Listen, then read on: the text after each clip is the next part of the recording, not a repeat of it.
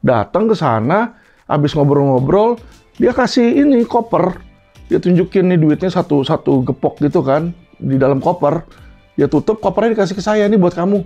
Nggak berapa lama kemudian, 3 bulan setelah dia, si sekretarisnya itu ngontekin saya, si Bu Lydia itu, tiba-tiba handphonenya semua hilang semua.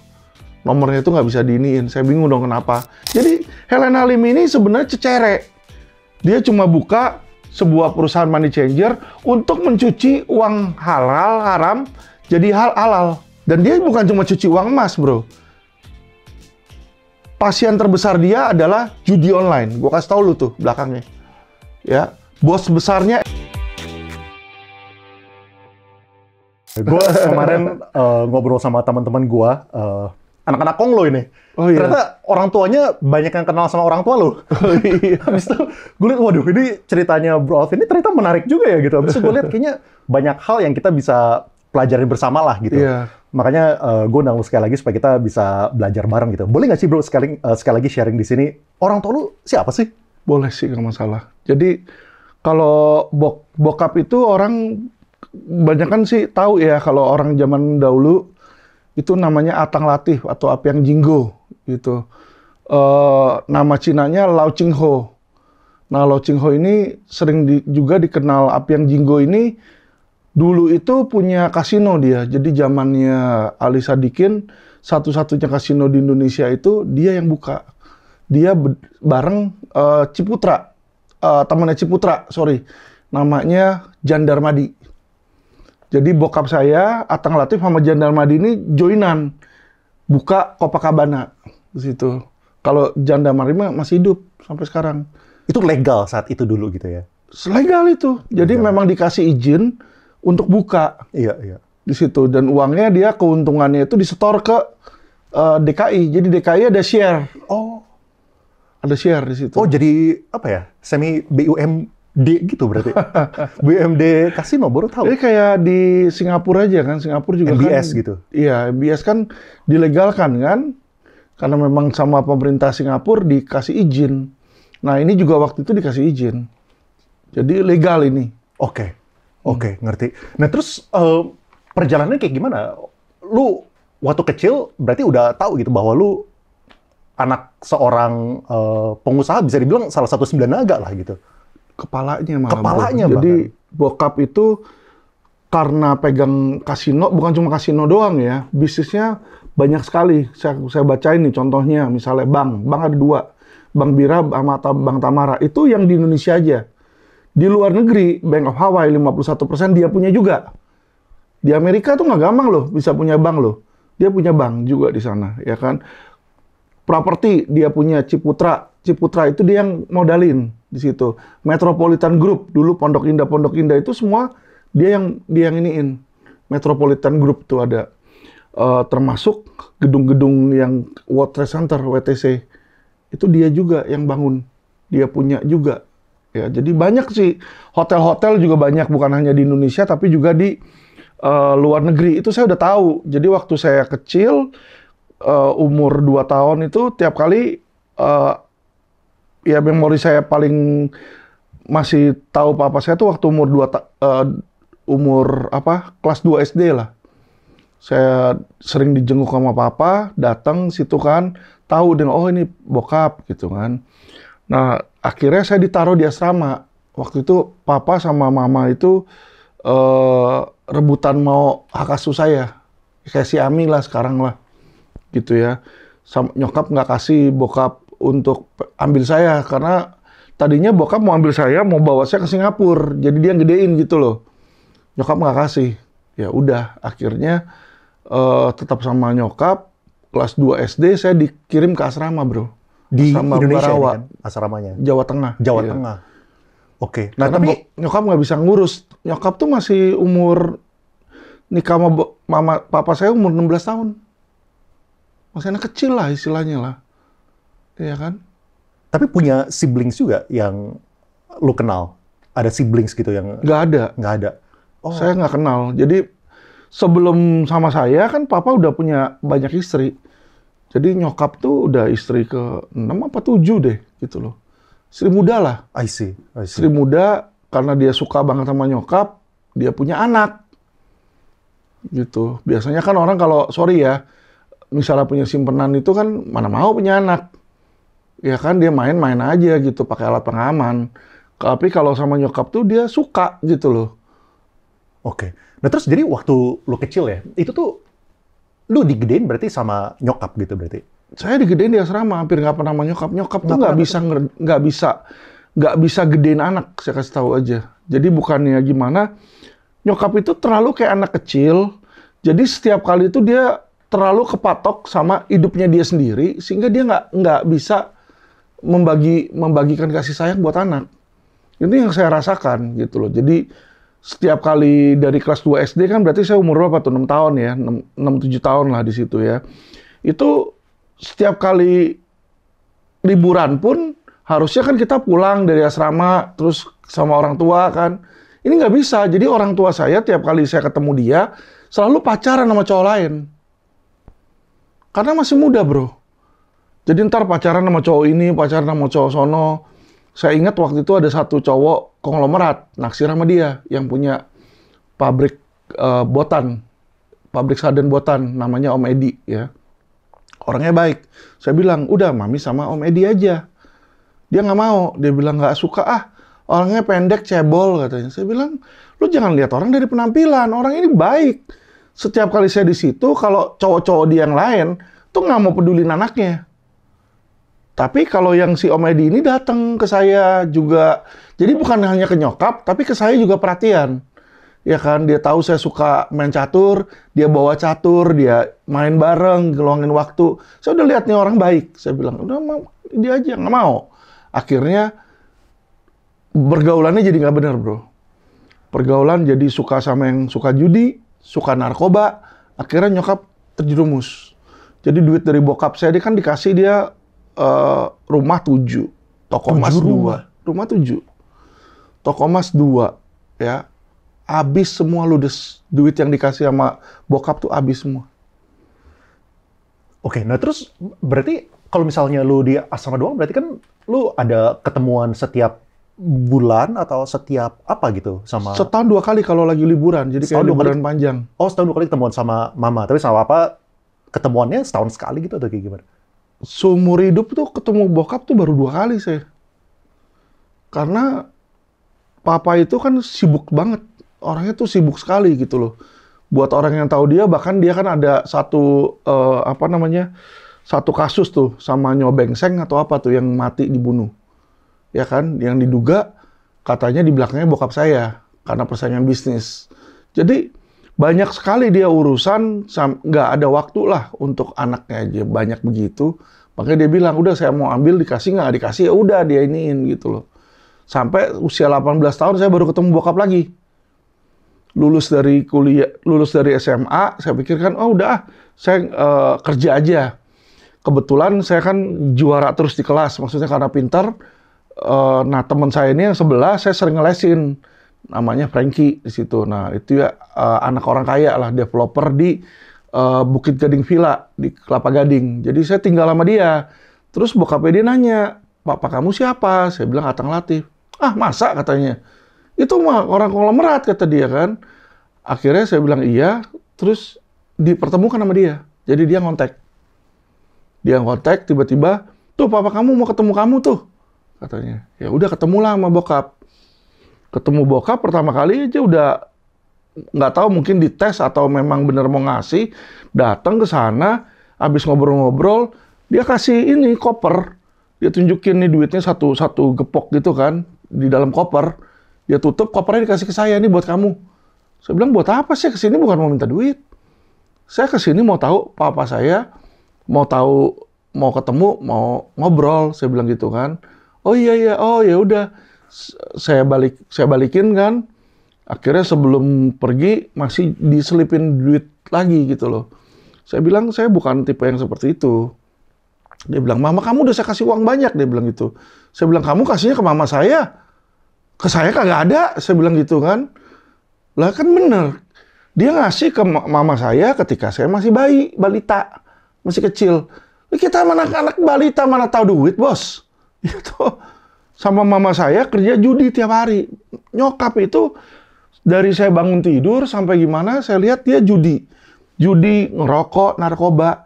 Inilah yang membentuk hidup saya. Sorry ya, makanya saya benci sama perjudian. Kenapa saya dalam melakukan sebagai lawyer, saya bacain terus tuh bos-bos judi. Karena saya ini korban dari kejahatan judi, bos. Judi itu ngerusak dan menghancurkan. Kalau orang cuma denger, kalau saya alami sendiri di situ. Ini yang orang nggak tahu. Iya, iya. Ya, dan itu nggak enak loh. Dimana setiap kali ketemu bokap bilang, nyokap lu udah gue kasih duit. Saya bilang, jangan berpikir bahwa kamu udah kasih duit ke nyokap, tanggung jawab kamu sebagai ayah selesai. Maksud saya itu begitu gitu loh. Ya kan, saya mencari itu bukan mau tahu, cuma mau tahu ayah saya siapa, bukan mau duitnya. Ya, nah ini gue punya beberapa pertanyaan deh. Pertama ya, kayak kapan lu tahu bahwa lu tuh anaknya salah satu orang terkaya gitu di Indonesia nomor 1. Terus nomor 2, kan kita tahu lah ya banyak sekali orang-orang yang tidak memiliki orang tua atau tidak memiliki guidance gitu kan dari orang tua yang ngajarin misalnya etika, moral, segala macam kan. Biasanya itu malah terjerumus kemana-mana gitu. Maksudnya jadi terlibat tawuran lah, jadi aktifnya dunia malam terus lah gitu kan. Nah, kenapa, siapa yang ngajarin lu kalau kayak gitu? Dari segi moral kompas gitu? Ya, kelas 2 SD kan saya dikirim ke asrama. Asrama itu, banyak orang bilang asrama Pangudi Luhur itu asrama untuk anak nakal. Tapi sebenarnya saya tuh bukan karena nakal dikirim ke sana, karena orang tua nggak bisa ngurus anak. Dan kebetulan, ya saya ada beberapa saudara lain yang sudah dimasukkan di sana sebelum saya. Jadi saya punya 2 orang paman, ya. Jadi adiknya dari adik mama saya gitu kan. Itu di sekolahin juga di situ, di asrama. Jadi dia pikir, udahlah di sana aja sekalian. Nah, asrama itu dari pagi itu kita bangun jam 5 pagi, itu udah ke Kepel dulu. Kepel itu semacam gereja kecil. Jadi disitulah kita diajar, dididik ya untuk menjadi anak yang taat sama Tuhan. Makanya kita tahu agama pun juga ya dari situ kan. Cuma ya kan, saya di dalam asrama pun juga mulai tumbuh dewasa dan mulai tahu ayah saya siapa, ya keluarga kasih tahu. Keluarga kasih tahu ya, dan jujur dari kelas 2 SD itu saya udah trauma. Saya udah stres. Kenapa? Kita anak masih kecil. Namanya kecil itu kan pasti butuh kasih sayang orang tua dong. Nyokap kagak pernah kasih rasa kasih sayang. Bokap aja ketemu aja kagak, gimana mau kasih sayang toh. Jadi kasih sayang saya ini di asrama itu apa? Ya, itu berupa tongkat sapu yang dipukulin terus ke saya. Jadi kalau orang ngomong kekerasan, saya dari 2 SD itu udah ngalamin kekerasan. Ya, saya nggak mau makan misalnya. Asrama tuh ada makanan laron. Laron tuh kayak serangga-serangga yang terbang di dekat lampu tuh. Itu dibakar, digoreng sama dia, dimakan. Kita orang kota makannya daging seafood yang enak-enak, tiba-tiba dikasih makan serangga. Ya kagak mau dong. Ya kalau kagak mau kagak makan. Tapi kalau nggak makan aja masih mending, digebukin dulu. Ya kita digebukin tuh sampai, saya pernah digebukin sampai sapunya tuh patah di situ. Jadi kita kecil nih merasa tertekan, jujur aja, punya ngomong ya. Terus apa? Ya, namanya anak kecil, kalau tertekan cuma bisa nangis, bos. Saya nangis, kalau weekend itu saya pergi ke Gua Maria Kerap. Jadi kalau weekend tuh kita boleh keluar dulu dari asrama beberapa jam untuk jalan-jalan lah, gitu. Nah, dari dekat asrama itu ada yang namanya Gua Maria Kerap. Nah, saya jujur di situ saya doa terus. Jadi dari kelas 2 SD itu sampai SD kelas 6, kalau saya nggak doa dan nggak menenangkan hati di situ, mungkin saya udah gila. Karena saya jujur nggak bisa ngalamin, nggak bisa terima fakta bahwa satu, nggak ada kasih sayang, nggak ada bimbingan orang tua, dan yang ada di asrama itu kita berantem terus. Emang circle yang di asrama ini gimana? Tadi kan lu sempat sharing bahwa yang datang ke sana itu adalah anak-anak nakal gitu kan. Tapi maksudnya anak-anak yang nggak ada orang tua, yang orang tuanya nggak ngurus lah ditaruh di sana. Oh, circle-nya kebanyakan emang background-nya seperti itu gitu. Iya, jadi dari SD kecil sama ada SD besar dia. SD kecil kelas 1, kelas 2, kelas 3, SD besar kelas 4, kelas 5, kelas 6. Di situ. Oke. Nah, kalau itu circle-nya kurang lebih mirip lah background-nya kalau kayak gitu ya. Iya. Oke. Nah, terus apa ya kayak yang bikin lu ngerasa itu apa? Apakah lu ngeliat kalau misalnya di luar dari asrama, oh orang-orang lain kok anak kecil tuh pada punya orang tua, pada apa? Apakah itu pembedaan yang bikin Iya. lu ngerasa stres gitu dan saat itu? Gini loh, jadi kadang kan kita walaupun di situ bukan hari libur, orang tua mereka kadang kan ada yang kangen, tetap jenguk anaknya datang gitu kan. Ketika jenguk bawa makanan, ya toh kue, roti, nanti dibawain apalah, ayam lah. Kita makannya nggak enak di sana di asrama tuh bukannya makan makanan steak, kagak. Tiap hari itu makanannya tuh diatur cuma dikit doang. Jadi telur paling 1, nasi sama sayur. Udah. Otomatis kita yang namanya anak kecil ngelihat misalnya ada ayam goreng, ada bebek, ada udang, pengen dong bos gitu loh. Nah apa yang terjadi di situ? Ya tapi kan kita nggak boleh. Kalau dia dibawain sama orang tuanya, dia makan enak. Jadi kita lihat, ih si Anu ada yang tiap minggu dibesuk sama orang tuanya, dibesuk, dibawain makanan. Nah ini yang bikin kita, aduh kok orang tua gua katanya orang terkaya di Indonesia. Guanya sengsara kayak begini. Ya kan? Jadi kan saya ngelihat, papa saya aja mobil B1 RA. Di situ Bang Bira kan, dia B1 RA. Nanti ada Mercy, ada Jaguar di situ. Sayanya di sini kayak pengemis. Gitu. Sedih jujur punya ngomong. Tapi saya berpikir uang orang tua saya bukan uang saya. Itu saya patok terus di situ. Nah, kapan bisa punya pemikiran seperti itu? Dari kecil berarti? Dari kecil. Ketika saya keluar dari SD, saya akhirnya beberapa lama tinggal sama mami saya. Mami saya nikah lagi. Nikahnya nggak tanggung-tanggung sama bandar narkoba. Mati nggak lo? Saya udah bilang, jangan. Udah cinta katanya. Terus mau ngomong apa? Habis itu punya anak pula, adik tiri saya. Ya kan, sama bandar narkoba tersebut. Yang lebih parah, saya baru pulang SMP, baru pulang dari sekolah nih. Naik bajai, diteleponin. Alvin, jangan balik ya ke rumah. Kenapa? Rumah kamu lagi dikepung polisi. Mami lu lagi dicari-cari sama bandar narkoba. Karena dia bongkar. Dia bilang jadi whistleblower. Dia bilang bongkar. Saya dicari-cari mau dibunuh, bos. Jadi saya mikir, ini hidup gua apalagi nih, gini kan. Akhirnya saya ngineplah di rumah teman itu yang saya bilang. Gimana caranya? Kan orang, teman pun juga, kalau misalnya untuk membuka pintunya kan, pasti kan harus dekat kan. Ini berarti teman dekat waktu kecil gitu maksudnya, di teman sekolah gitu. Di misalnya. SMP ini dia satu tempat duduk sama saya, jadi sebelah-sebelahan. Bisa cerita gitu. Sering ngobrol, iya, sering ngomong. Dia bilang, dia aja bingung, dia bilang, gila ya orang tua lu bisa gitu. Habis itu ya ketemu kan sama orang tuanya dia. Nah waktu itu saya kan Katolik. Nah kebetulan orang tuanya dia ini, dia Kristen. Ini Pak Setiadi namanya, dia tuh yang pegang bendaharanya Pak Niko. Kalau orang tahu GBI, keuangan GBI itu yang pegang Pak Setiadi. Nah ini papanya teman saya ini. Dia bilang, udahlah saya kasihan sama kamu. Udah kamu tinggal sama saya aja. Berapa lama ya? Jadi hampir 5 tahun. Ih, lama juga ya. Lama banget. Baik sekali itu. Nah iya itu dia. Makanya saya di situ terlantar, tinggal di tempat dia, pulang pergi naik Mercy. Bapaknya kaya. Jadi seolah-olah saya tuh dalam perlindungan Tuhan tuh dari kecil nggak pernah missing gitu loh. Karena saya doa terus itu. Terus yang bayarin sekolahnya di mana? Waktu SMP? BPK Penabur. Itu kan sekolah lumayan gitu, Iya. sekolah bisa dibilang. Kan bokap ngasih duit kan. Oke. Selama saya SMP, SMA tuh uangnya masih ada. Habis ketika saya SMA. Jadi dia jual satu rumah, nanti pakai judi apa semua pengeluaran, nanti besok berapa tahun kemudian setahun 2 tahun jual lagi satu rumah lagi gitu loh. Sehingga semua 7-7-nya tuh habis. Oh dari nyokap punya ini mas, nyokap yang ngebayar. Nyokap. Iya. Iya kan, saya udah dikasih biaya kan, papa udah nggak mau kasih biaya lagi.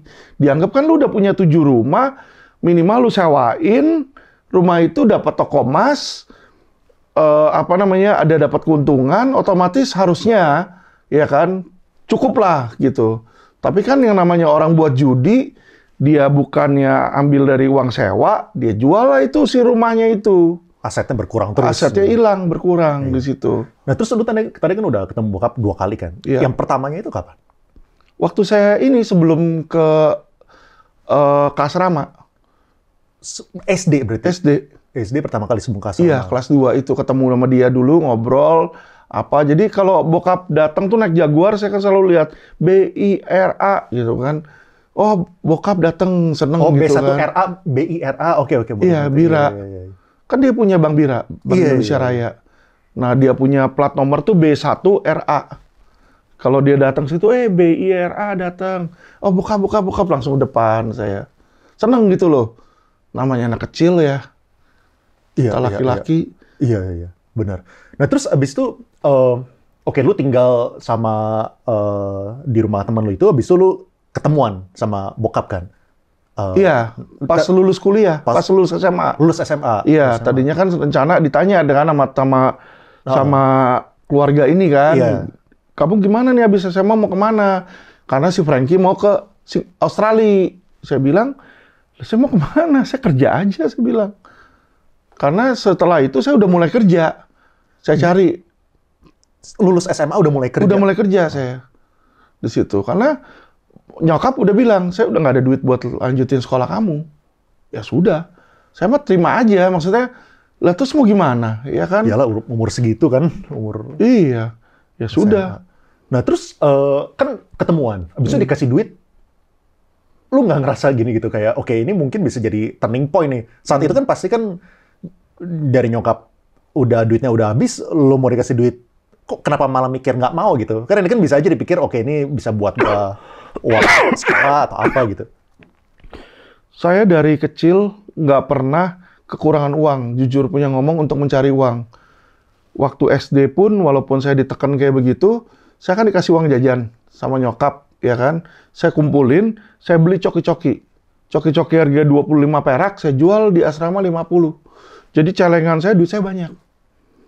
Jadi dari kecil, saya punya kemampuan untuk cari duit. Nggak pernah sedikit pun saya tuh suka minta-minta duit sama orang. Nggak pernah. Bagi saya itu sebuah yang tabu gitu loh.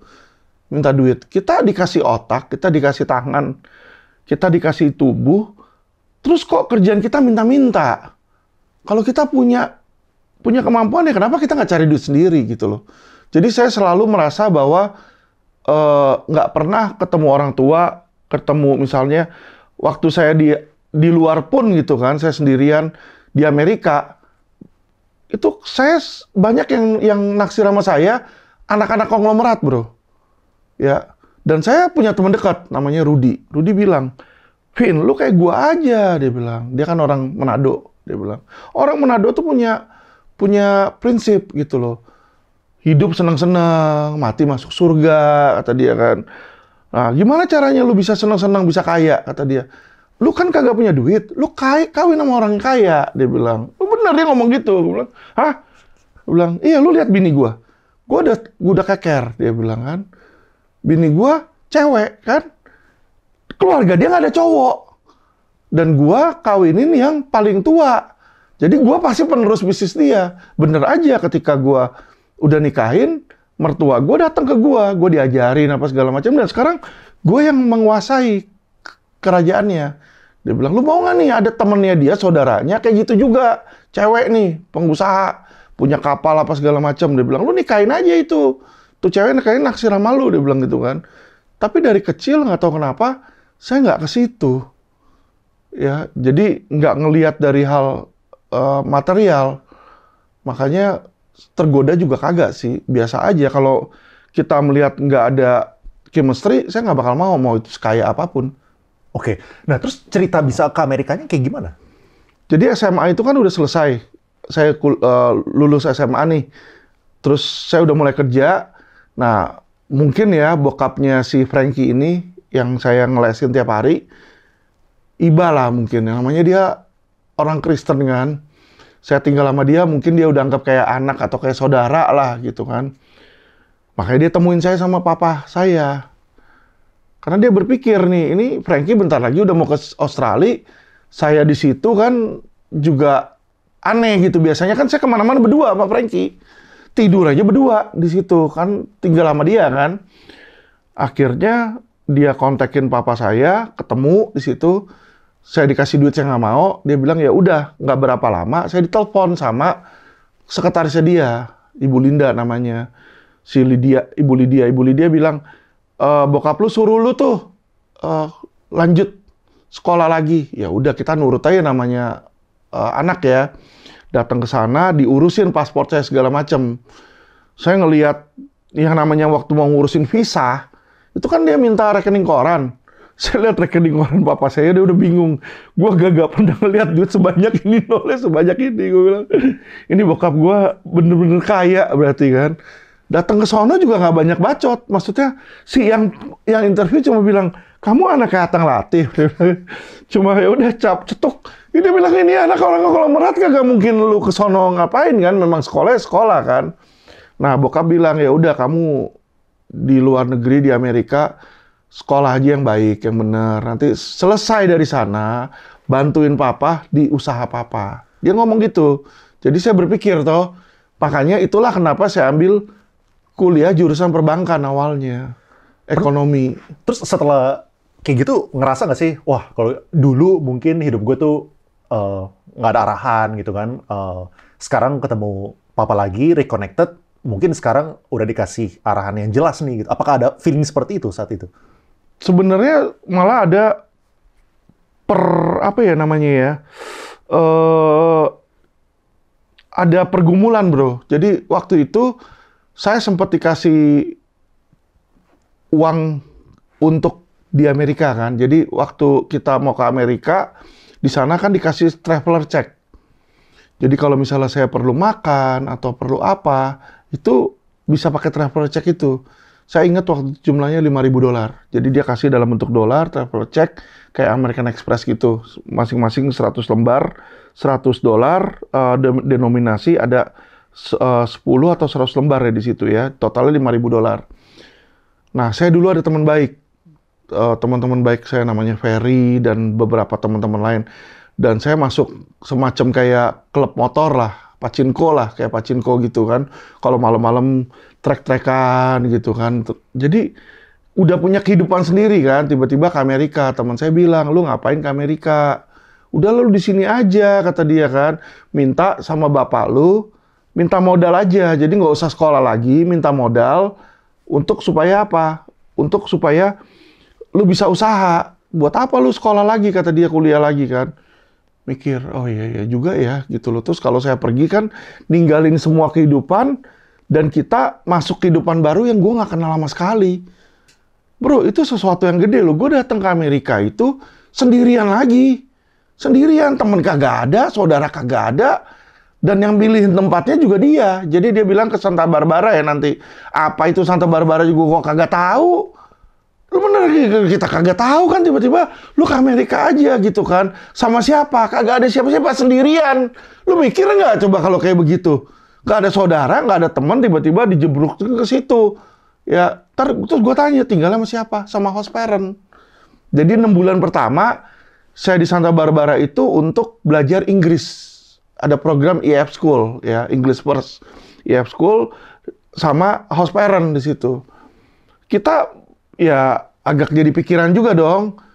Saya waktu itu sempat berpikir, udahlah saya nggak jadi, saya tolak kemauan papa saya. Saya kan udah dikasih uang yang travel check 5.000. Ya udah lu kalau marah ya udah itu paling 5.000. Saya mau bikin perusahaan konveksi waktu itu. Saya pikirkan.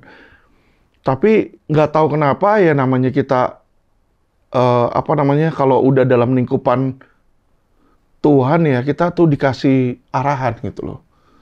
Gak tau kenapa jalan saya ditutup semua. Buat yang di Indo juga ditutup. Jadi contoh waktu itu di Indo, saya ada cewek, saya naksir. Ceweknya ke Amerika, bos.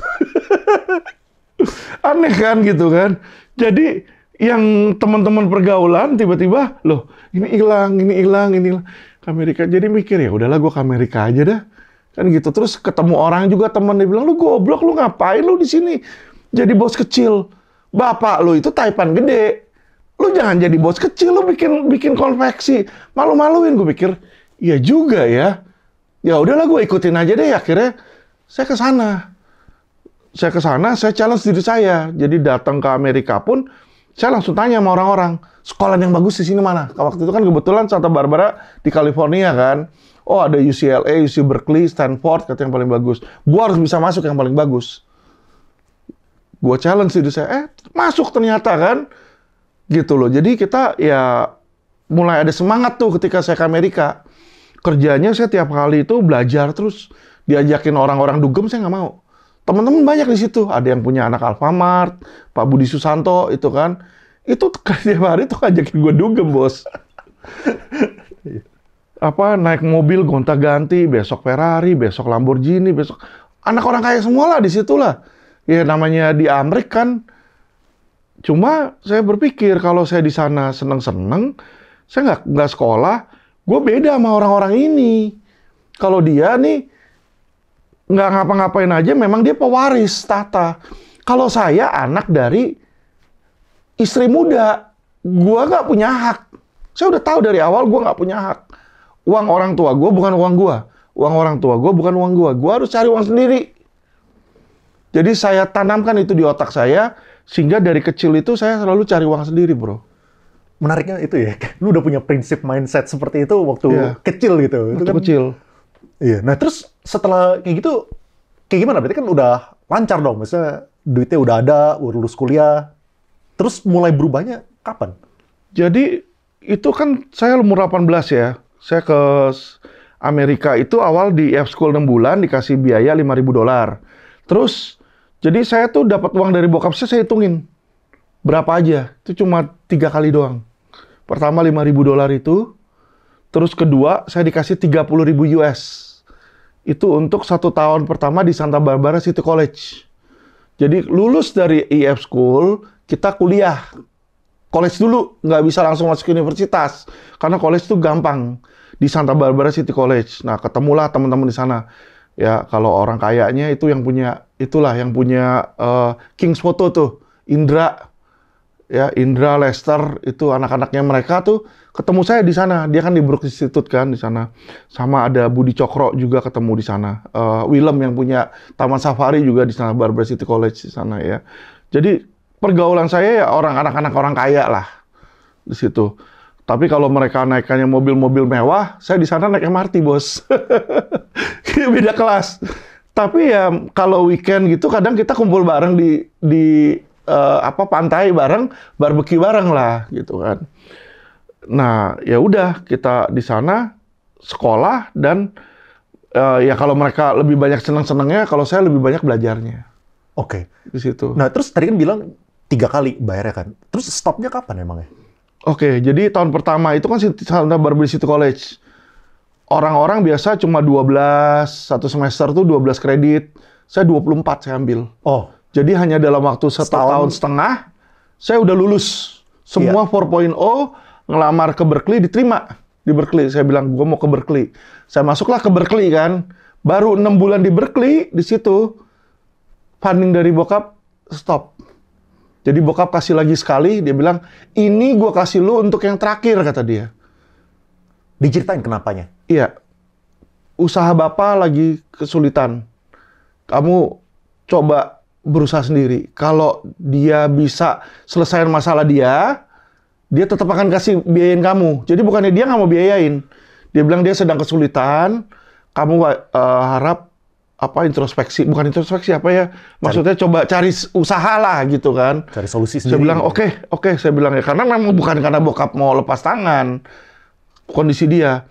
Nggak berapa lama kemudian 3 bulan setelah dia si sekretarisnya itu ngontakin saya, si Bu Lydia itu, tiba-tiba handphonenya semua hilang semua.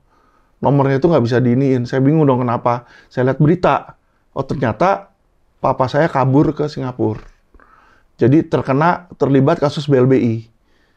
Nah, sempat dia waktu itu mau bayar. Jadi sama kayak Willem lah. Willem Suryajaya juga kan dia sampai jual dia punya bank dia Astra itu untuk apa? Untuk lunasin kan. Jadi ada orang yang berpikir, gue mau tanggung jawab, gue mau bayar utang. Dia juga gitu, tapi karena dia di Singapura, dia mau bayar, dia takut dong bayar ke Indonesia. Lu bayar di Indonesia, lu ditangkap dulu, lu ditahan dulu. Bener kan? Banyak yang kayak begitu kan, datang ke Indonesia malah ditangkap. Kayak Joko Chandra misalnya kan, datang baru datang aja karena ada kasus tipikornya ditangkap dulu di situ. Nah, makanya bokap nggak berani datang. Bokap kasih duit ke anaknya dia, si Sukamto Sia ini, ya kan, untuk bayar, untuk lunasin BLBI. Nggak dilunasin, dia belilah Texas Fried Chicken.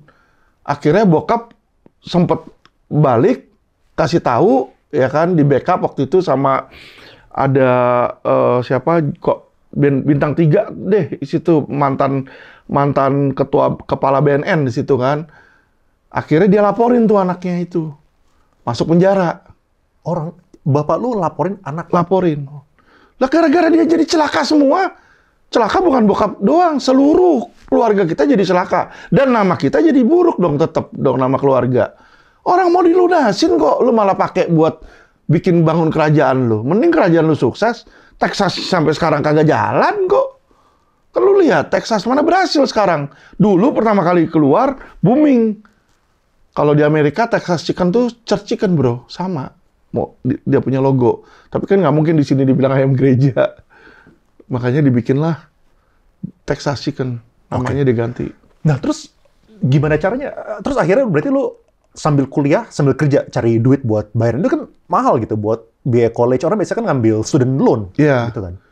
Jadi gue waktu itu kan ngirit-ngirit ya. Ngirit-ngirit, dikasih kan 30.000 sekali kasih kan. Nah kan saya nggak pakai seluruhnya dalam setahun. Jadi misalnya baru awal-awal kita baru 1.000-2.000, sisanya itu saya masukin saham bro. Saya masukin saham. Tapi belajarnya dari mana? Saat itu kan masih belum kuliah, masih belum apa gitu.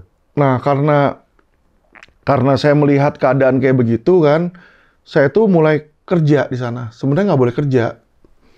Cuma saya nanya-nanya ke orang, lu gimana sih bisa kerja? Kan gue lihat banyak orang Indonesia kerja kan. Saya bingung, gue nggak bisa kok lu bisa. Ya, tapi kan sempat saya bilang, kalau kita ada kemauan, kita bisa cari tahu lah. Ya kan, dia bilang, lu itu kalau mau kerja gampang. Yang penting Social Security lu nggak ada tulisannya. Lah terus gimana cara Social Security lu nggak ada tulisannya? Lu bikin aja katanya. Bikin di mana? Bikin di Alvarado Street. Nanya-nanya lagi. Dapet channelnya. Bikin di Alvarado Street. Jadi nomor sosialnya sama, nomor sosial gua. Tapi dia bikinin. Gue bilang ini sah nggak? Sah sih. Cuma lu bayar berapa gitu katanya. Ya udah. Kita kan kagak tahu. Kita ikutin. Dia bilang semua juga yang kerja kayak begini. Masalah nggak nanti gue ditangkap? Kagak kata dia. Sebenarnya orang-orang bule juga udah pada tahu, ya kan? Tapi mereka juga butuh labor murah. Ya udah gue ikut dong. Nah, jadilah gue kerja tuh. Siang nanti di 7-Eleven, malam kerja jadi satpam di situ. Sekolah tetap sekolah sambil kuliah. Nah, waktu saya kerja di 7-Eleven, di situ ada majalah Wall Street. Nah, karena bokap saya katanya orang kaya kan, saya belajar itu keuangan dari situ. Jadi saya belajar otodidak bro, belajar saham. Saya lihat, loh ini ada yang saham satu hari naik 45%. Wah kalau uang gua naik 5% satu hari, ya kan cepet banget nih gua kaya katanya kan. 30.000 bisa jadi 2 kali lipat. Akhirnya apa? Saya masukin ke saham di situ, saya mulai belajar dan saya beli alat quotrek, bro. Jadi gua satu-satunya di Berkeley yang kalau guru lagi pada ngajar, di sini ada alat quotrek ini waktu itu masih pakai antena tuh panjang. Jadi di meja gua kelihatan ada antena panjang begitu kan. Kalau dia bunyi bip bip bip bip bip, gua langsung ke WC. Gua transaksi. Jadi gue pasang indikator bawah sama indikator atas. Jadi kalau misalnya saham itu turun ke berapa, gue beli. Saham itu naik ke berapa, gue jual. Dan puji Tuhan bro, 3 bulan uang gue 2 kali lipat. Jadi waktu itu tuh gue saking kerja satpam kan. Jadi di sini di belakang ada tulisan security gede gitu kan. Bawa button yang panjang di situ kan, sama pukulan segala kan. Terus apa namanya? Borgol di sini. Biasa pulang dari satpam, gue nggak sempet mandi lagi, nggak sempet ganti pakaian, langsung ke gereja kalau hari Minggu. Jadi di gereja orang ngelihat ada satpam di belakang, kecapean, mukanya udah gimana-gimana, ya kan? Nanti tiba-tiba kadang-kadang gue kecapean ngorok. Jadi itu kadang gue sering disindir. Tuh yang di belakang, jangan kerjanya tidur. Dia kagak tahu, bos. Gue satu hari itu tidur cuma 2-3 jam. Sisanya gue kerja terus, tempat-tempat gue kerja sama kuliah. Jadi berapa capek badan gue gitu loh, gue forsil kan. Udah seperti itu, ya udah akhirnya nggak nyaman disindir-sindir terus. Gue kan ke gereja bule tadinya kan. Tahu lah, karena udah lama di situ, tahu ada gereja Indo. Gue masuk ke gereja Indo. Kebetulan gereja Indonya namanya AFGF, GC lah kalau di Indo. Indonesia Full Gospel Fellowship. AFGF di SF. Nah, pendetanya namanya Pastor Fendi. Nah, dia lihat di belakang nih ada satpam di situ ya. Anak-anaknya juga, namanya anak-anak Indo kan ada borju. Ini ada anak satu ya kan muda pakai baju satpam di sini kan. Nggak lama kemudian, 3 bulan kemudian, gue ke situ yang biasanya naik MRT, gue naik Porsche. Orang kaget. Lah, ini bukannya orang kagak punya duit, maksudnya kan golongan yang kerja di bawah kok tiba-tiba punya duit gitu loh. Ya itu udah dapat dari hoki, dapat dari saham, dari trading. Oh, duit gede pertama lu berarti dari saham gitu, bukan dari pekerjaan yang... Bukan. Dari saham, bro. Ya. Jadi dari 30.000 sampai 120.000 US gua masukin di Dell waktu itu. Gua beli Dell komputer. Naik dia dari $30 naik ke sampai 120. Di 120 gua lihat nih udah oversold di situ. Udah oversold, gua short sell. Jadi kalau di Amerika tuh bisa short sell. Dia turun dari 120 ke 90, gua bukannya rugi malah gua dapat duit. Balik di situ. .com bubble burst yang saat itu. Iya, lagi bubble di situ. Ya kan, gue trading saham saat itu. Menarik. Nah terus, berarti saat itu lu juga sambil kerja kan? Lu abis itu lulus masih kerja di US gitu ya? Masih. Ya. Jadi karena gue tertarik sama bank, gue pikir gue harus masuk nih kerja di bank. Gue ngelamar jadi teller. Mungkin dulu orang yang lulus yang punya cash terbanyak kali. Maksudnya yang self-made ya. Yeah. Punya $100.000 waktu lulus duit zaman itu sih. Zaman itu gede. Gede. 120. Iya, $120 sih. Ya, udah bisa beli Ferrari lah. Iya. Saat itu. Makanya awalnya sebelumnya kan saya tinggal dari homeless shelter, bro. Sempet tinggal homeless shelter? Ya ketika bokap bilang kagak bisa biayain lagi, gue bingung. Gue mau cari duit dari di mana. Gue cut semua pengeluaran. Termasuk pengeluaran untuk apartemen. Tadinya kan gue apartemen nyewa bareng sama teman. Tapi lu menariknya ini ya? Maksudnya, join. Menariknya tuh, lu punya cash. Iya. Tapi lu tidak memilih untuk spending Nggak. malah ke homeless shelter. Betul. Karena gue merasa gue mampu tinggal sama homeless. Gue datang ke sana, gue liatin dulu kan tempatnya kan. Ada yang namanya Banana Shelter waktu itu kan, gue lihat tempatnya.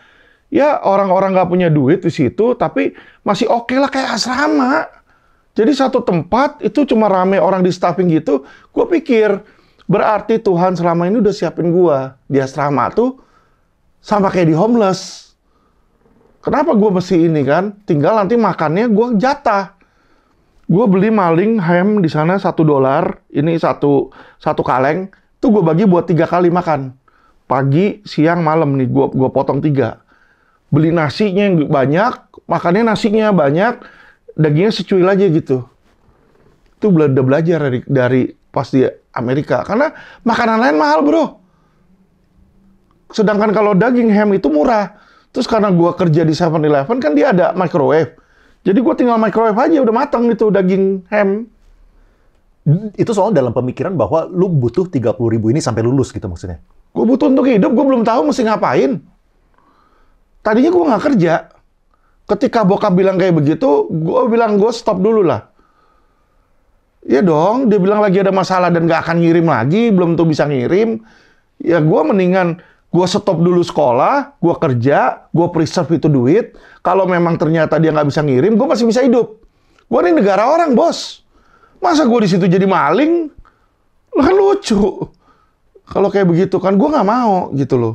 Makanya gue rajin kerja, ya kan. Nah, terus lu mulai kerja di banknya kapan?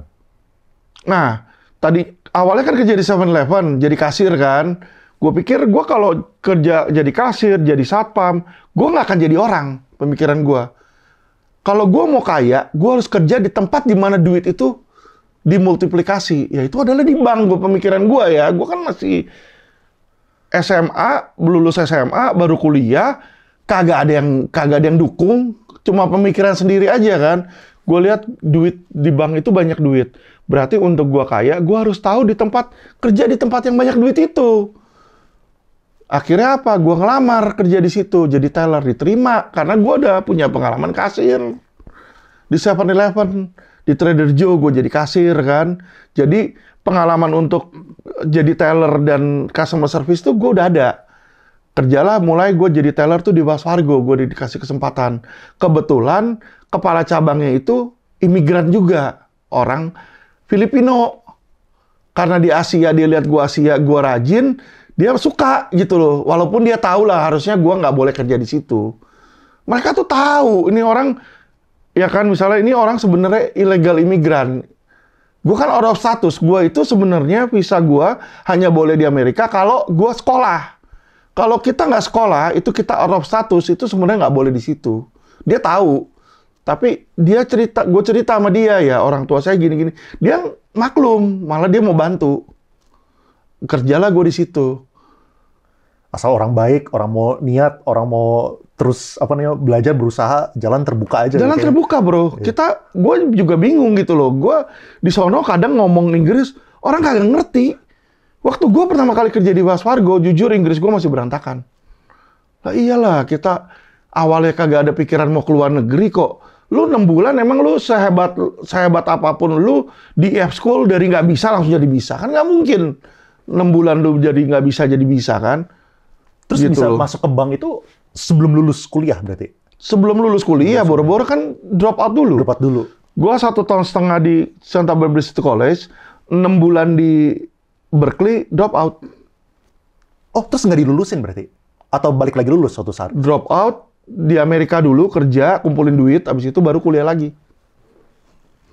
Jadi sempat off berapa lama.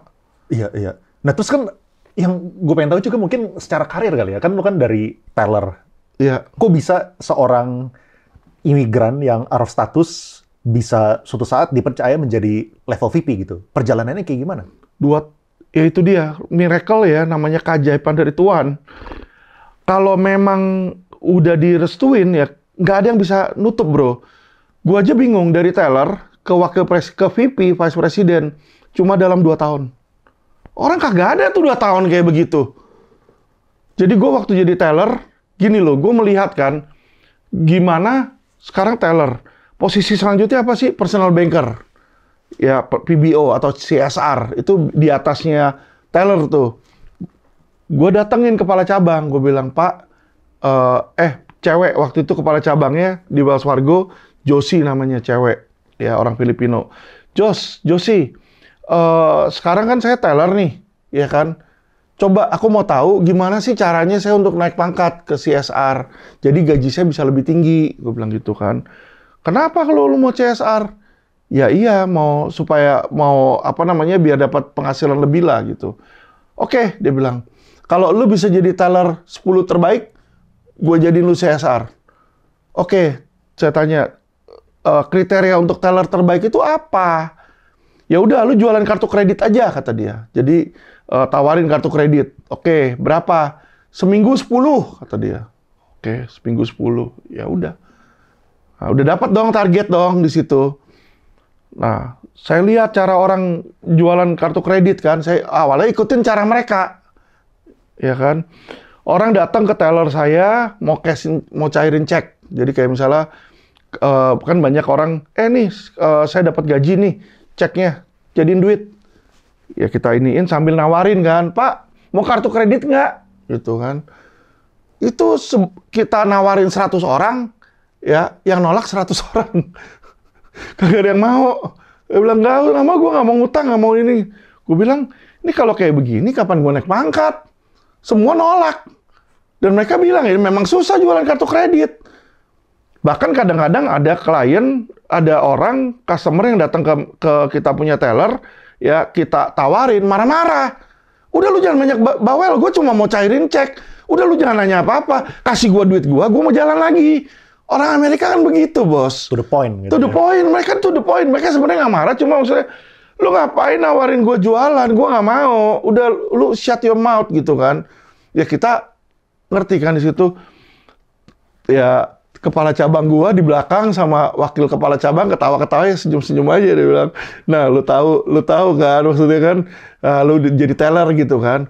Ya gua nggak habis berpikir. Kita kan anak Berkeley, otak masuk Berkeley kan pasti kita mikir kan.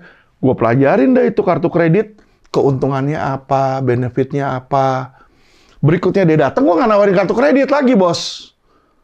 Gue bilang sama dia, Pak, Bapak tahu nggak, Pak? Sebulan ini aja Bapak dicas $100, Pak. Hah? Dicas buat apa? Dia bilang kan. Bapak itu duitnya kagak ada di rekening, kagak ada duit. Tapi Bapak keluarin cek, sehingga rekening Anda yang namanya overdraft. Sekali overdraft tuh Bapak kena $25. Bulan ini Bapak udah 4 transaksi overdraft. Aduh, terus gue gimana? Solusinya gampang, Pak. Ini ada kartu kredit, Bapak nggak usah ngelamar kartu kredit, Bapak isi aja, nanti Bapak dapat kartu kredit, kartunya Bapak gunting. Nanti kartu kreditnya saya linkin ke rekening Bapak, sehingga kalau Bapak overdraft, Bapak ditagihkannya ke kartu kredit. Bapak tinggal bayar di situ, tapi Bapak nggak kena $25. Oh iya, boleh. Tanda tangan. Dapat tuh kartu kredit 1. Ya kan, bulan depannya gue dapat 60. Kaget lah itu kepala cabang sama ini kan. Dia bilang, ini kartu kredit orang kagak pernah mau. Karena kan bunga bisa 3% sebulan kan. Di situ. Kok si Alvin jualannya kayak kacang goreng? Kata dia kan. Jadi orang pikir gue mis-selling. Maksa. Dia pikirnya kan awal kan. Jadi kalau gue lagi nawarin kartu kredit, diam-diam di belakang gue ini ada wakil kepala cabang dengerin. Dia bilang, tapi gue jelasinnya bener. Orangnya mau, ya udah dia bilang, oh iya berarti lu nggak mis-selling, kata dia. Gua pikir lu jualannya gimana kok pada mau banyak begitu, dia bilang.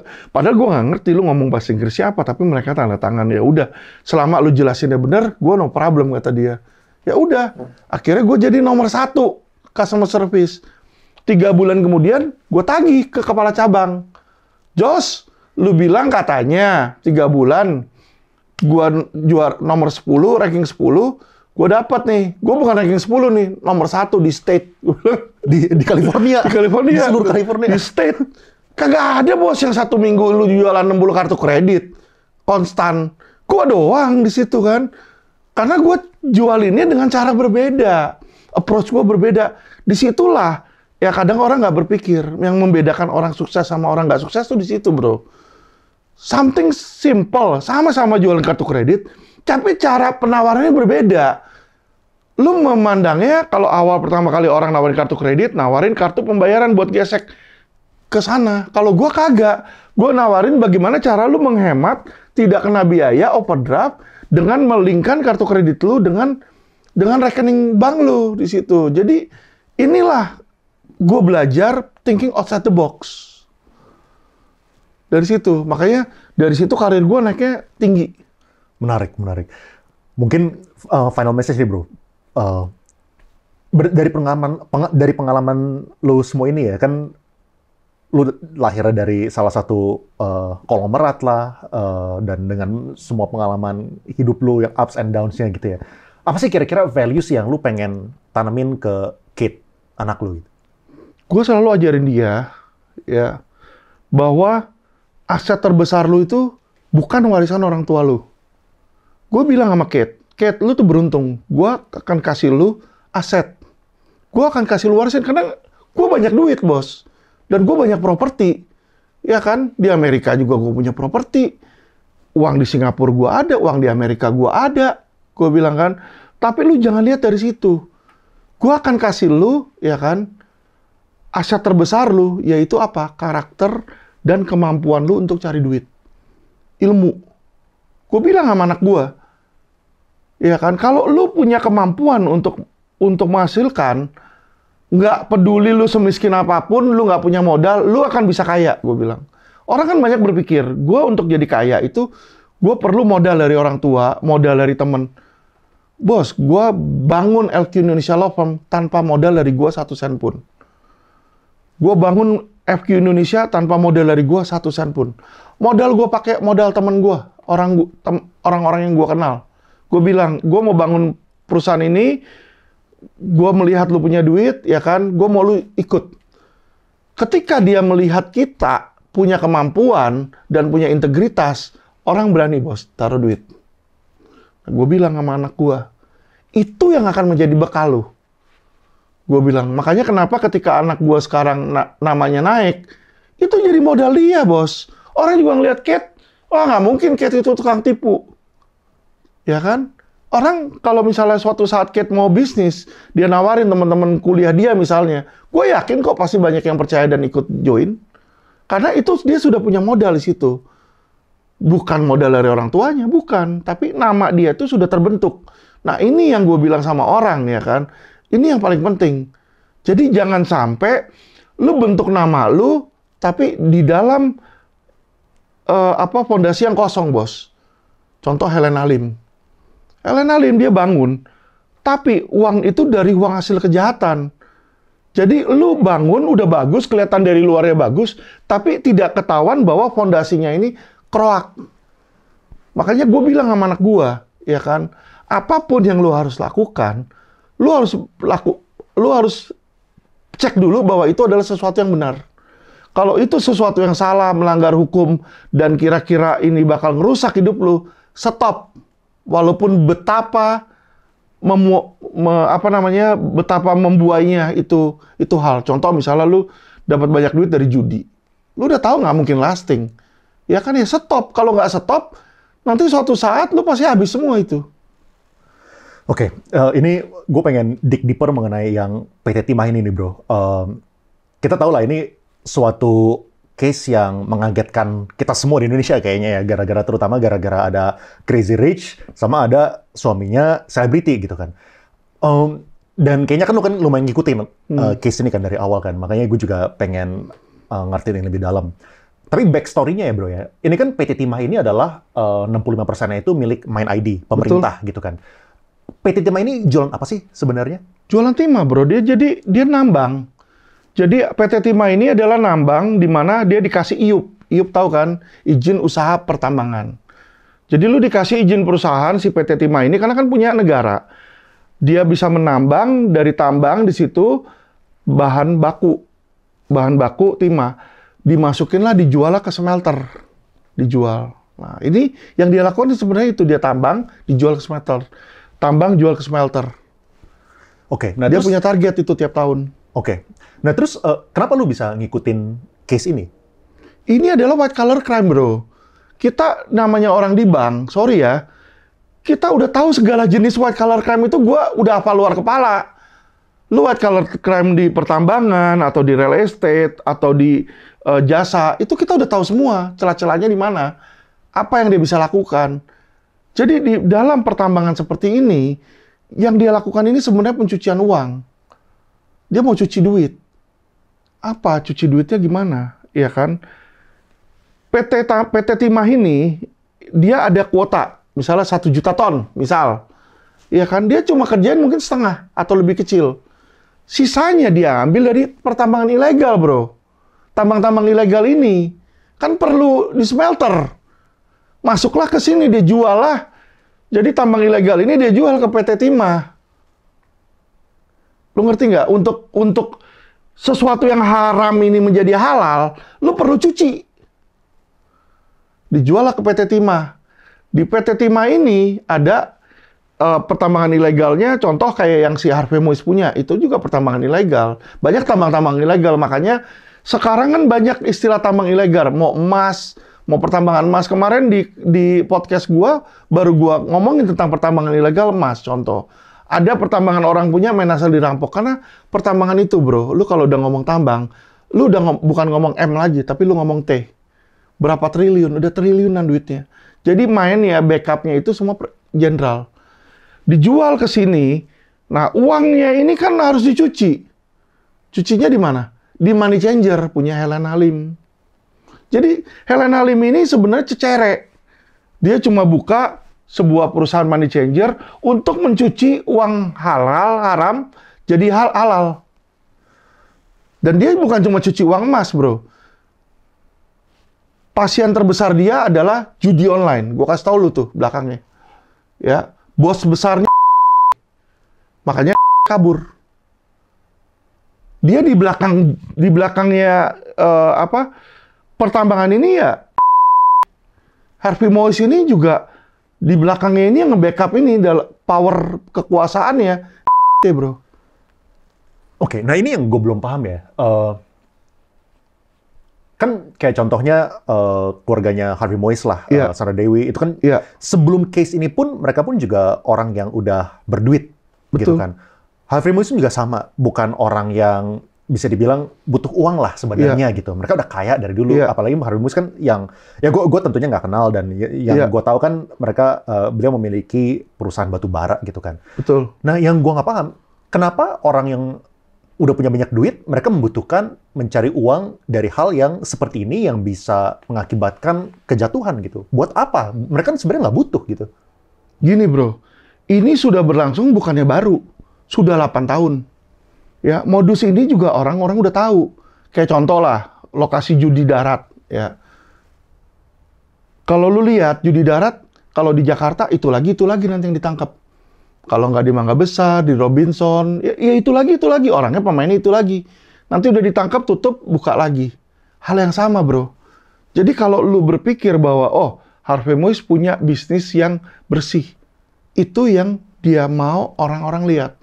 Oke, nah terus menurut lu ya bro ya, kalau misalnya sebenarnya kan kalau misalnya dipikir-pikir ya pakai logika ya, ngapain melakukan tambang ilegal? Maksudnya gini, apakah gue ngomong kayak gini kan juga untuk edukasi supaya kita bisa menuju ke Indonesia yang lebih baik. Tujuannya seperti itu kan. Betul. Nah ini salahnya di mana? Apakah salahnya itu misalnya nih contoh ya, gue tentu kalau misalnya gue sebagai pengusaha maunya semuanya yang izinnya yang lurus-lurus dong, maunya kan. Tentu gue kalau misalnya gue di posisi orang yang mau nambang timah atau batubara apapun, gue maunya sebisa mungkin yang bersih gitu. Nah, apakah ini tuh maksudnya dibikin susah waktu prosedur segala macam sehingga gue ini terpaksa gitu loh. Gue mau yang izin yang bersih pun tapi gue nggak bisa gitu gara-gara mungkin saat itu ada oknumnya gitu. Makanya gue terpaksa ilegal jadinya. Jadi gue dengan terpaksa menjadi kriminal gitu. Gara-gara gue maunya lurus tapi gue nggak kasih izinnya gitu. Nah salahnya di mana? Apakah seperti itu? Soalnya kan kalau misalnya seperti itu kan apa ya bisa dibilang kadang-kadang gitu ya. Kayak di posisi orang yang melakukan suap pun juga ya bukan dibenarkan ya, tapi mereka juga mungkin dalam keadaan terpaksa ya. Kalau misalnya mereka kayak gitu ya udah nggak usah berbisnis aja, jangan jadi pengusaha gitu. Gini bro, kalau kita bicara pertambangan atau lagi tambang liar, itu kita berbicara tentang sumber daya alam. Ya, jadi ada orang berpikir sumber daya alam ini adalah milik mereka masing-masing. Jadi misalnya lu di Papua, lu melihat di situ ada emas, ya kan? Orang Papua akan merasa bahwa itu emas milik dia. Padahal untuk bisa mengambil emas tersebut, kamu perlu izin penambangan. Ya kan? Tapi orang banyak kan nggak peduli di situ. Orang-orang daerah sekitar yang misalnya ngelihat tiba-tiba ada emas, dia pasti akan ngeruk. Sama kayak di Amerika. Kalau ada yang namanya fever, demam emas, dibilang, oh ya ada emas di mana? Pada ke situ ramai-ramai, dihajar gunung sampai habis. Ya kan? Ini hal yang sama bro. Jadi masyarakat sekitar yang melihat bahwa ada sumber daya, ya kan? Ketika ada satu pengusaha, anggap deh lu pengusahanya, lu mau menjadi pengusaha yang legit di situ. Lu urus dulu lah penambangannya, lu urus dulu lah izinnya, lu urus apa tetek bengek, lu udah habis uang miliaran. Belum nambang nih. Pas lu mau nambang, ternyata di situ udah yang ngerumunin itu udah penambang liar. Yang dimana punya lu tuh udah diambilin. Lu mau ambil di sana, lu berantem dulu gontok-gontokan sama mereka. Ternyata mereka ada backingannya. Itulah yang terjadi. Jadi otomatis lu akan berpikir, goblok amat gue sebagai bisnismen. Udah keluar segini banyak, gue pemilik yang sah, gue kagak bisa menikmati. Dan inilah yang terjadi sama tambang-tambang. Jadi tambang yang legal punya, diambil, didudukin sama tambang ilegal, ini yang legal aja kagak bisa masuk. Ya, nah makanya itu yang gue pengen ngertiin gitu. Ini kan menjadi, ini gue coba memahami lah, mencoba memahami Iya. posisinya kayak Harvey gitu ya. Soalnya kan yang kayak tadi kan, kalau misalnya dia lewat jalur yang biasa yang standar, dia akhirnya mengalami kerugian. Nggak bisa hidup dia. Nggak bisa hidup juga. Nggak Jadi bisa hidup, apakah bisnisnya. maksudnya dia tuh jadinya di posisi yang nggak punya pilihan gitu maksudnya? Lu bisnis selalu punya pilihan, bos. Kalau lu melanggar hukum, lu udah tahu, lu trespassing tuh batas. Ini abu-abu, ini putih, lu bisa lihat mata kita dengan jelas. Ketika lu udah melewati, lu udah tahu lu di mana posisi lu. Iya. Tetapi apa? Kenapa dia begitu? Karena greed. Harusnya dia bisa, ya kan? Diberesin dulu misalnya, oke ada penambang ilegal ya gimana? Nggak usah ke situ. Harvey ini, ya kan? Dia udah tahu hasil-hasil dari sini dan dia udah tahu CSR-nya itu udah nggak benar. Ya Iya. kan? Jadi dia ketika dia jual ke timah, dia jual hasil dari penambangan ilegal ke sana, dia udah tahu itu nggak benar, itu udah melawan hukum. Iya, benar. Dan merugi. Dan betapa rusaknya Bangka Belitung itu timah sampai hancur begitu, alam itu akibat dari mereka. Tapi apa? Kenapa dia seperti itu ya? Mungkin dia terbuai, kehidupannya udah enak. Hari ini dia beli Rolls Royce, besok mau beli private jet, ya kan? Besok mau beli kapal selam mungkin. Nah ini Di situ. yang gue pengen tanya juga ya bro ya. Apa fungsinya oknum itu kerjasama sama orang yang memiliki nama di publik gitu? Kayak Crazy Rich atau enggak suaminya selebriti. Apa fungsinya gitu? Soalnya ini kan justru kan malah jadi tambah meledak lagi kan. Ini kan contohnya ya, yang tersangka aja ada 16 orang. Kalau misalnya kita tanya publik, kita survei gitu ya, 100 orang, 1000 orang gitu ya. Most likely, semua orang tuh cuma bisa namain 2. Ya Iya. Crazy Rich, satu lagi adalah suaminya selebriti, cuma bisa namain 2 orang itu. Iya, doang, gitu. betul. Nah, apakah fungsinya si oknum ini kerjasama dengan selebriti untuk itu? Nggak, dia kebetulan aja, bro. Kebetulan? Kebetulan, Harvey Moise itu memang dia pengusaha pertambangan, ya kan? Tapi memang dia mengambil jalan yang salah. Dia bekerja sama dengan tambang ilegal. Ya, kalau si Helena Lim, kalau lu lihat dari riwayat dia sebelumnya orang miskin dari Medan di sana. Jadi bukan orang kaya, bukan keluarga pengusaha sama kayak Harvey Moise, kagak di situ. Dia dipakai menjadi tangan kanannya, karena dia dulu kerja di bank. Kerja di bank, dia mengetahui semacam ilmu untuk mengolah uang dan mencuci uang di situ. Dibikinkanlah, dimodalinnya lah money changer. Jadi money changer ini sebagai kedok untuk mencuci uang haram jadi uang halal, bro. Tapi lu tahu ini dari mana? Ini kan apakah ini hal yang udah publik atau kayak gimana? Lu googling aja kelihatan semua kok. Dan dia, Helena Lim juga udah ngomong, saya dulu bukan orang kaya, saya dulu di Medan. Kalau itu gua Saya ngerti. dulu kerja di bank. Ya itu dia juga ngaku, dan teman-teman dia juga udah ngomong, ya kan. Kalau lu googling di situ, ya kan, ada berita-berita termasuk yang terakhir di Tribun dan di Pikiran Rakyat, itu si ini ngomong maki, si Boyamin. Boyamin minta kejaksaan untuk tangkap di dalam kasus tambang timah. Karena di belakang ini bukan Harvey Moise. Nah, terus kalau misalnya kita balik ke yang PT Timah ini ya bro ya, kan kerugiannya katanya 270-an triliun Iya, gitu kan. 271. Nah itu kerugiannya kayak gimana sih? Kerugiannya dia pertama ini adalah perbedaan harga jual, bro. Dari siapa namanya timah ini, dia beli dari tambang ilegal dengan harga yang lebih mahal. Jadi seharusnya kalau dia nggak melakukan tambang ilegal, dia nambang sendiri, dia nggak akan serugi seperti itu, satu. Terus kedua, ketika lu ngambil dari tambang ilegal yang mestinya bayar pajak, ini kan jadi nggak masuk nih, nggak masuk hitungan. Karena kan ilegal ini, nggak masuk di dalam sistem. Jadi di total itu juga selama 8 tahun. Totalnya 271 triliun. Jadi nggak hanya dalam waktu 1 tahun atau 2 bulan, 3 bulan, kagak. 8 tahun ini sudah lama. Dan ini bukan cuma timah, bro. Kalau benar-benar serius negara, serius mengurusin ini, tambang-tambang lain juga sama. Tambang ilegal juga sama kayak begitu. Karena memang itulah modus mereka seperti itu. Contoh, modus lawyer, oknum lawyer. Ya pasti nyogok, nyuap. Lu mau ngomong lawyer perceraian atau lawyer perceraian, mau pidana, mau perdata. Ya paling kalau dia mau jadi modus, jadi oknum, nyuap udah pasti di situ. Sama, tambang juga begitu. Lu ada modus siapa? Ya lu ambil dari ilegal-ilegal, lu yang koordinirin. Jadi intinya tuh lu jadi bosnya tambang ilegal. lu yang ngambil duitnya, lu yang puterin. Ngerti kan? Gitu loh. Jadi tambang ilegal ini kan sebenarnya haram kan? Ilegal kan? Tapi ketika dimasukin ke lu, ke tambang yang lu jual, lu punya hak untuk jual ke yang bersih, kan jadi bersih, bro. Itulah cuci uang. Jadi kalau stop cuma di korupsi, ini salah. Harusnya dari korupsi di sini dikembangkan ke TPPU, pencucian uang. Aliran-alirannya kemana? Ambilin semua di situ untuk menyetop.